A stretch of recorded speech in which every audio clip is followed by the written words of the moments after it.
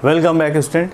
Now we are going to discuss another fungus known as Ascomycetes family members. तो हम Ascomycetes family members के बारे में discuss करने जा रहे हैं. So put the heading Ascomycetes.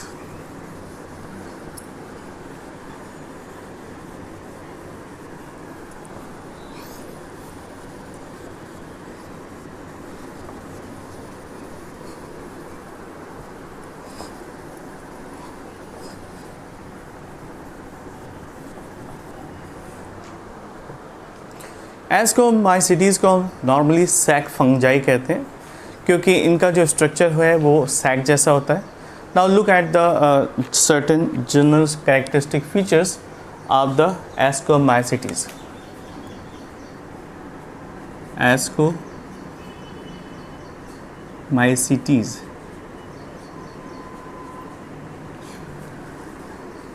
इसको हम एस्कस या सैक फंजाई कहते हैं.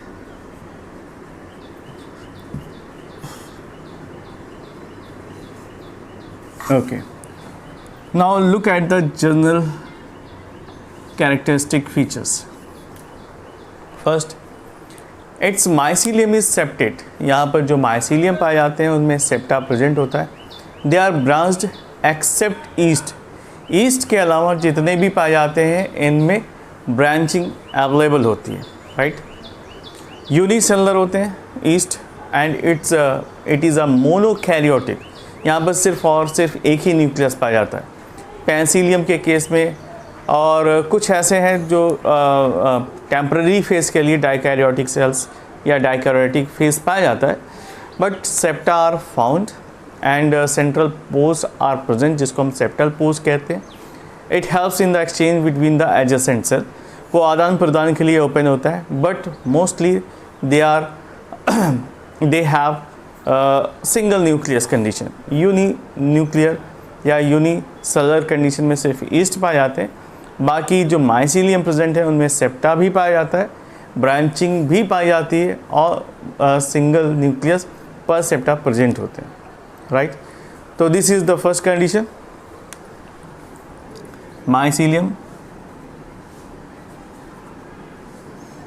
is septate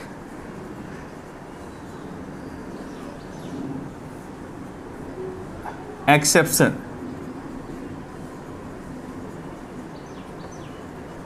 Yeast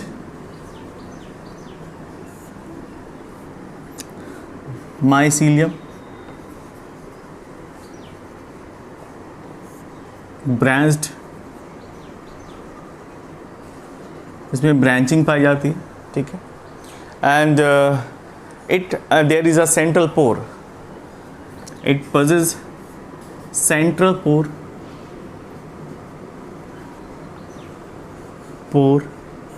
for the exchange of material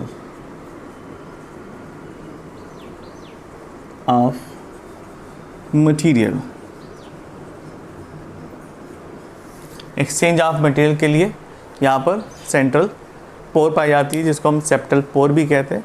तो सेप्टा भी पाया जाता है और सेप्टा के बीच बीच में गैपिंग पाई जाती है.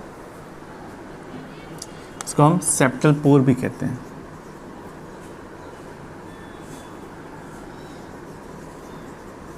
पोर.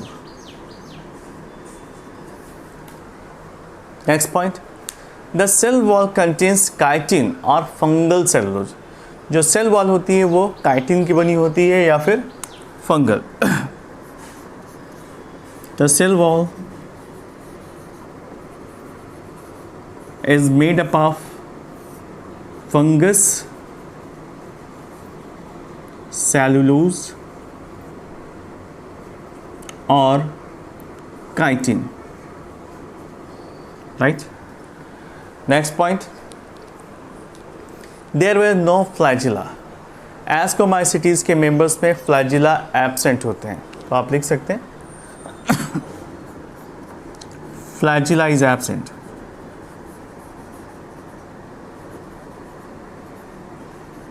Not found. Next point, they have a asexual mode of reproduction. Which is takes place by the conidia formation. और ये कोनिडिया है एक्सोजिनसली डेवलप होती है और ये ब्रांच में पाई जाती है और कभी कभी इनमें ब्रांचिंग एब्सेंट होती है।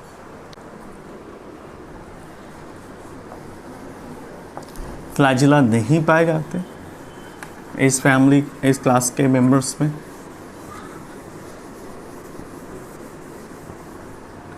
Next point, reproduction. रिप्रोडक्शन दोनों ही मेथड्स में पाए जाते हैं।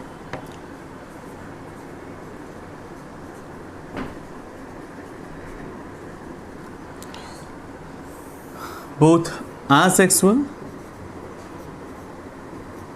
as well as sexual method।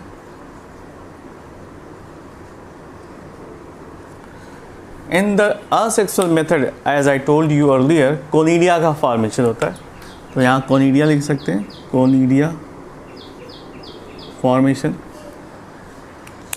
और कोनिडिया का जो डेवलपमेंट होता है वो होता है एक्सोजिनसली। एक्सो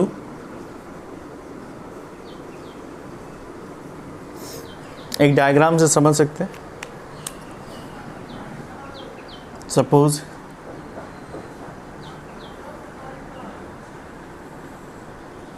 दिस इज द स्ट्रक्चर और यहाँ पर जो कोनिडिया का फॉर्मेशन होगा ये आउटसाइड इस तरह से डेवलप होते हैं।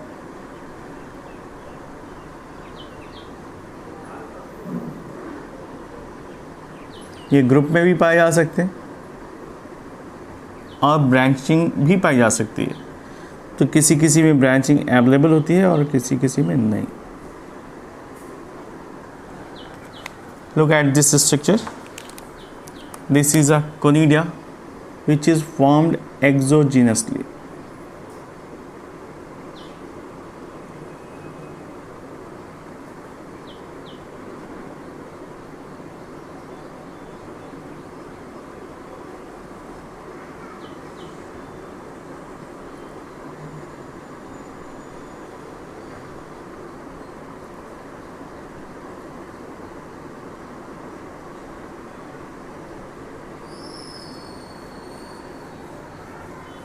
Right, this is a conidia।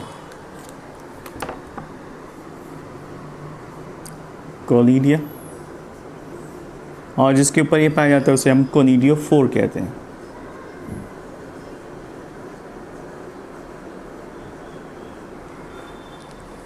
So asexual method में ये प्रोसेस पाई जाती है। इसमें किसी किसी में ब्रांचिंग होती है और किसी में नहीं पाई जाती। Now look at the sexual reproduction. Sexual reproduction में कई ब्रांचेस हैं, यानी अलग अलग एजेंसीज के थ्रू यहाँ पर सेक्सुअल रिप्रोडक्शन पाया जाता है। वन बाई वन देखते हैं। फर्स्ट है फर्स्ट प्रोसेस जिसको हम कहते हैं गैमेटेंजियल contact process.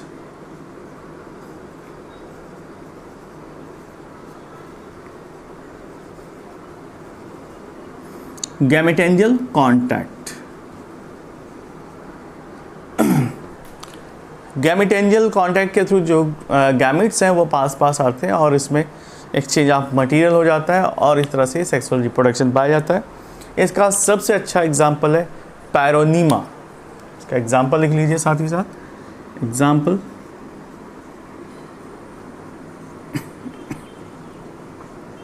पैरोनीमा। Next process sexual reproduction में है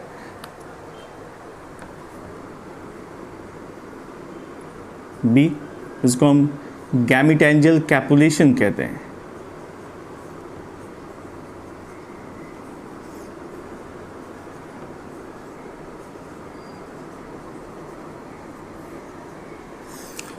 गैमेटेंजियल कैपुलेशन का सबसे अच्छा एग्जांपल है ईस्ट।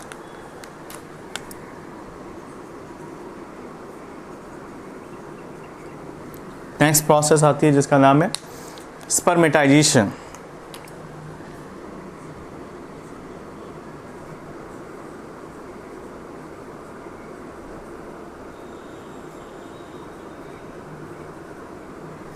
स्पर्मेटाइजेशन में क्या होता है, यहाँ पर जो स्पर्म्स हैं एंड ओवा है वो आपस में फ्यूज़ हो जाते हैं, एंड ये प्रोसेस पाई जाती है एस्कोबोलस स्पीसीज़ में, राइट। एस्कोबोलस।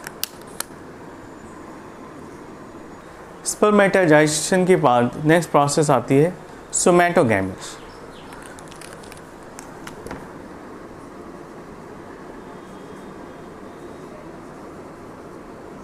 सोमैटोगैमी। सोमैटोगैमी का सबसे अच्छा एग्जाम्पल है पिज़ाइजा।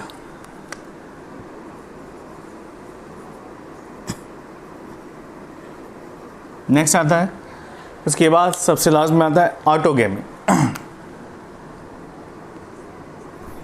Autogamy. So these are certain way of sexual reproduction. First is gametangial contact. दूसरा आता है gametangial copulation process. Third spermatization process. And fourth somatogamy and last है autogamy. ये सारे types of reproduction आपको पहले ही सही बताए जा चुके हैं. So these are certain examples which are helpful in the different examination. Now let's see apart from the sexual reproduction. Sexual reproduction के बाद की process क्या होती है? There is a gap between the plasmogamy and karyogamy. Plasma जब fuse होता है तो plasmogamy कहते हैं, और जब न्यूक्लियस का फ्यूज़न होता है तो उसे हम karyogamy कहते हैं. At this time of new transitional phase, it appears in the cell's life cycle of the dikaryon. जब ये प्रोसेस चल रही होती है, यानी प्लाज्मोगैमी एंड कैरियोगैमी प्रोसेस के बीच, तो ये ट्रांजिशनल फेज़ होता है जिसमें आपको दो न्यूक्लियस एक ही सेल के अंदर दिखाई पड़ते हैं, जिसे हम कहते हैं dikaryophase. The latter has two type of nuclei. यहाँ पर दो तरीके के न्यूक्लियाई प्रेजेंट होते हैं, जिसको हम N+N कंडीशन कहते हैं, right. N+N, just like that. Dikaryon phase, N+N condition. Some dikaryotic cells act as a ascus mothers. इनमें से कुछ डाइकैरियोटिक सेल्स एस्कस मदर की तरह बिहेव करते हैं, इन विच कैरियोगैमी एंड मियोसिस अकर्स. यहाँ पर न्यूक्लियस का फ्यूज़न और मियोसिस का डिवीज़न पाया जाता है. Now they are converted into sac like structure is known as SI, और आगे चलकर ये सैक लाइक स्ट्रक्चर में कन्वर्ट हो जाते हैं, जिनको हम SI कहते हैं. और singular SI means multiple ascus, तो सिंगुलर एस्कस और multiple SI, right. Now in each ascus there are 4 to 8 endogeneously formed ascospores and they are arranged either in the linear sequence, या तो वो लेंथ वाइज पाए जाते हैं sequence में. Now each ascus have 4 to 8 endogenously formed ascospores and that are arranged in the linear fashion. ये एक line में पाए जाते हैं. इनकी संख्या 4 से लेकर 8 हो सकती है. फॉर एग्जाम्पल न्यूरोस्पोरा, ठीक है. In the case of yeast, out of them half of the ascospores are one type, यानी एक तरीके के होते हैं, और आधे एस्कोस्पोर्स दूसरे तरीके के होते हैं, यानी they have a segregation their ascospores. So SI are arranged into the fruiting bodies. आगे चलकर ये SI कन्वर्ट हो जाते हैं फ्रूटिंग बॉडीज़ में और फ्रूटिफिकेशन में, जिसको हम एस्कोस्कार्प कहते हैं. which are all of following types. अगर हम एस्कोस्कार्प को देखें तो वो कई तरीके के होते हैं, ऑलमोस्ट 4 टाइप्स के पाए जाते हैं, जिसको हम डिस्कस करते हैं वन बाय वन.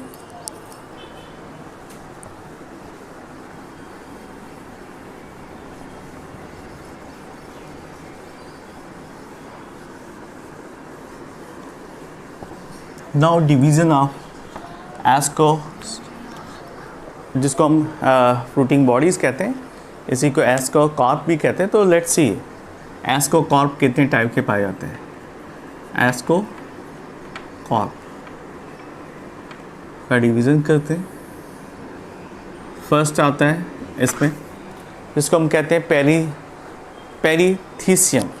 ये फनल शेप्ड होता है, पेरीथीसियम।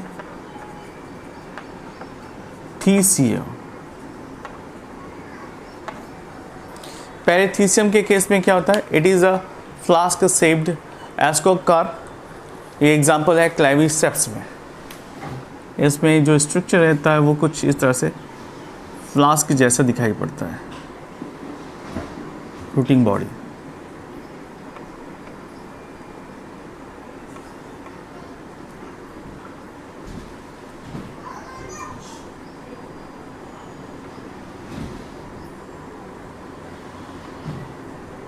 राइट,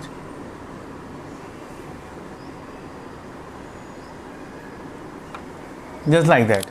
इसका सबसे अच्छा एग्जाम्पल है क्लेविसेप्स।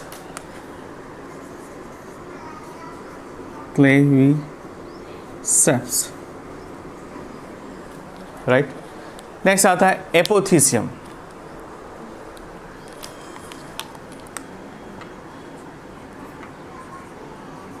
एपोथीसियम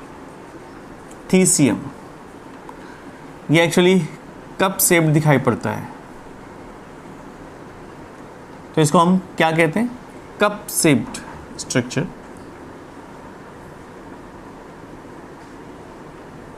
एंड इसका सबसे अच्छा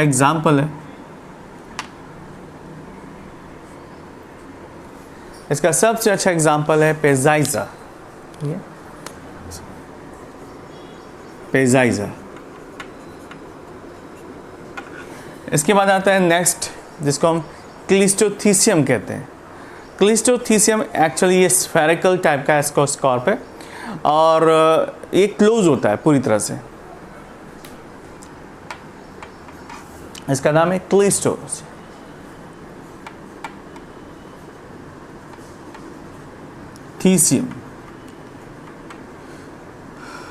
it is approximately round shape structure और ये पूरी तरह से क्लोज होते हैं, कोई चांस नहीं होता। Something like that.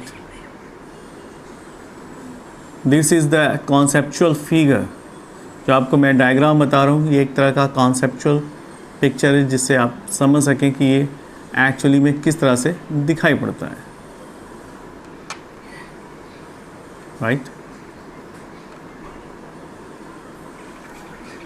तो इस तरह से पूरी तरह से क्लोज पाए जाते हैं, जैसे क्लिस्टोथीसियम कहते हैं। इसका सबसे अच्छा एग्जाम्पल है Penicillium.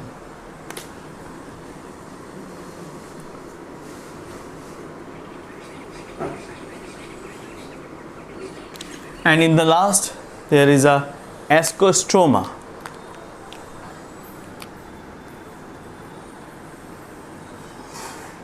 Ascostroma. It is a cushion like, और इसका एग्जाम्पल है प्लियोस्पोरा।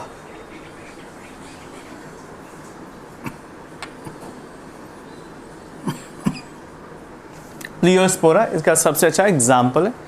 सो the fruiting bodies of ascomycetes are edible. कुछ ऐसे फैमिली मेम्बर्स हैं जिनके एस्कोस्कार्प को हम खा भी सकते हैं, जैसे मोरेल्स और ट्रफल्स। तो एग्जाम्पल लिख लीजिए, एडिबल, एडिबल फ्रूटिंग बॉडीज।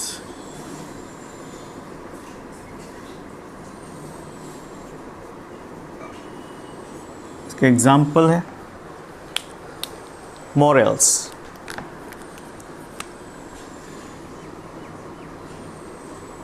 दूसरा एग्जाम्पल है truffle.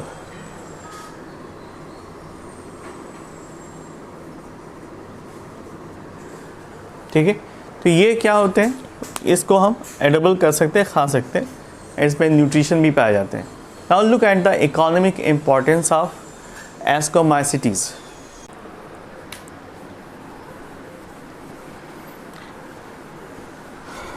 Economic importance, how they are useful in human kinds. हमारे लिए इनका क्या इम्पोर्टेंस है, it comes under the economic importance.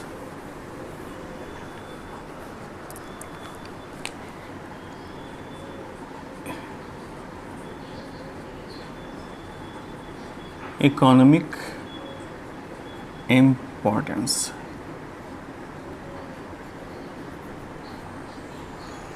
Right. So first आता है इसमें, इसका नाम है एस्परजिलस. एस्परजिलस को हम ब्लैक या फिर ग्रीन मोल्ड भी कहते हैं.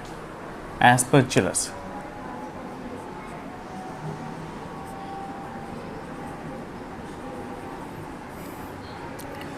It is commonly known as black or green, black or green mold. Right? Now, what is the property? What is the importance of aspergillus?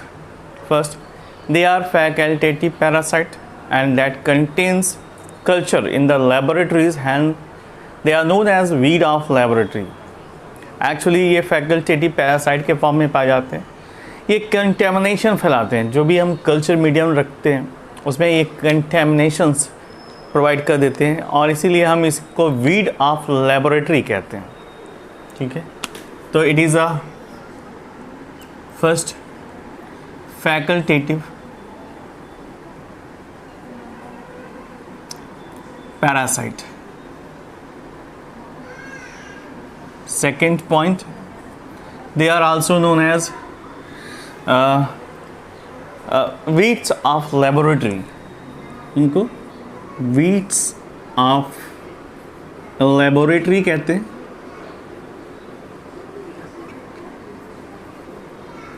क्योंकि ये जो भी वहाँ पर रखे होते हैं कल्चर उसको कंटेमिनेट कर देते हैं. तो बिकॉज ऑफ दिस प्रॉपर्टी इनको वीड ऑफ लेबोरेटरी कहा जाता है और इनकी वजह से एक ख़ास डिजीज़ होती है जिसको हम पल्मोनरी डिजीज़ कहते हैं, एस्परजिलोसिस. तो ह्यूमन बींग्स में ये डिजीज़ काज करते हैं. डिजीज़ इन ह्यूमन बींग्स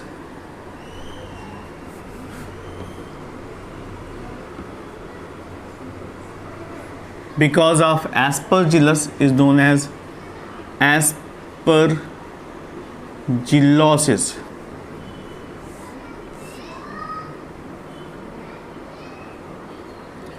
इनकी वजह से एस्परजिलोसिस होता है. ठीक है. और ये एक तरह का पल्मोनरी यानी श्वास से संबंधित बीमारी है. Right. Aspergillus फ्लेवस, it is formally, इसको हम पहले ग्वाइना पिग कहते थे या ग्वाइना पिग ऑफ प्लांट किंगडम कहते थे. It produces a carcinogens toxin जिसको हम अल्फा टॉक्सिन कहते हैं. एस्परजिलस फ्लेवर्स ये काफ़ी ज़्यादा ख़तरनाक होते हैं और इनकी वजह से कैंसर भी हो सकता है. राइट. तो लिखते हैं Aspergillus flavours.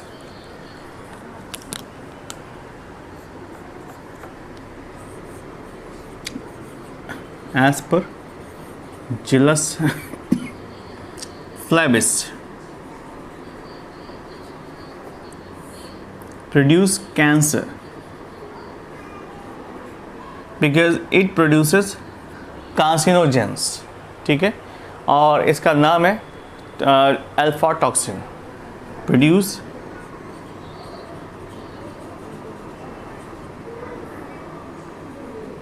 Alpha toxin which is toxic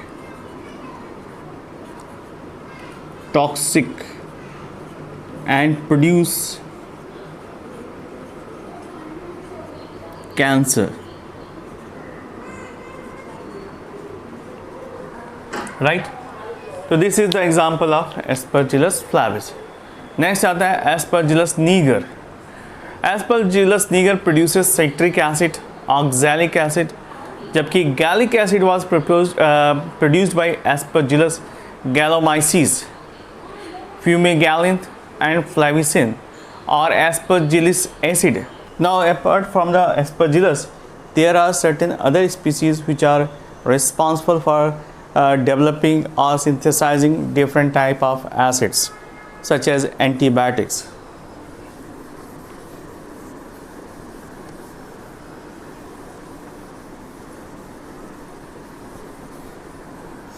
Next species which is known as Aspergillus niger. Aspergillus niger. It produces citric acid and oxalic acid. Citric acid as well as oxalic acid.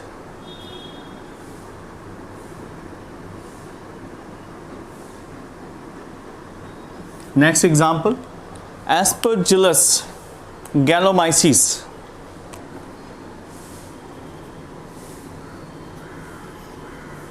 Gillus gallomyces.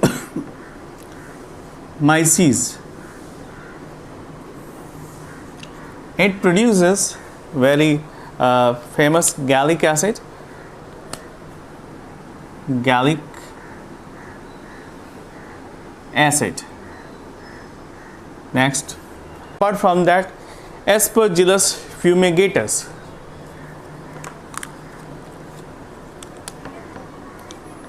Aspergillus fumigatus.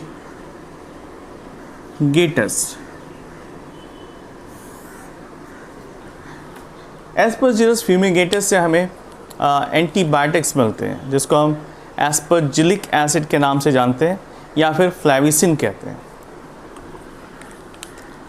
फ्लैविसिन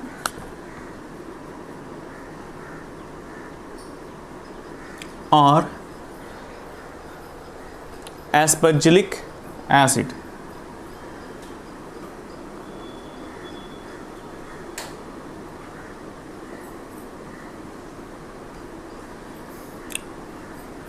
इसका इस्तेमाल as a antibiotic की तरह किया जाता है. Antibiotic. So these are economic importance of Aspergillus family members. Now next is Claviceps. Claviceps को हम ergot of rye कहते हैं, क्योंकि यहाँ पर Claviceps purpura ये इन्फेक्शन कॉज करता है, और बाजरा में ये ergot of बाजरा, और अलग अलग स्पीसीज़ में अलग अलग तरह के ergot का डेवलपमेंट करता है. और यहाँ से एक ख़ास तरीके का एसिड सिक्रीट होता है जिसको हम कहते हैं lysergic acid, which is a hallucinogen, जिसको हम LSD कहते हैं, लाइसर्जेनिक एसिड डाई इथाइलामाइड. तो लिखते हैं क्लेविसेप्स. नेक्स्ट फंगस है Claviceps.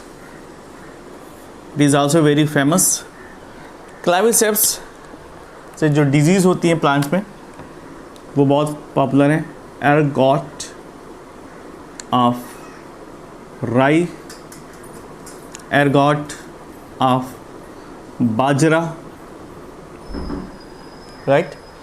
And they are also producing certain acid, like they produce acid lysergic, right? Lysergic acid, which is used as hallucinogen,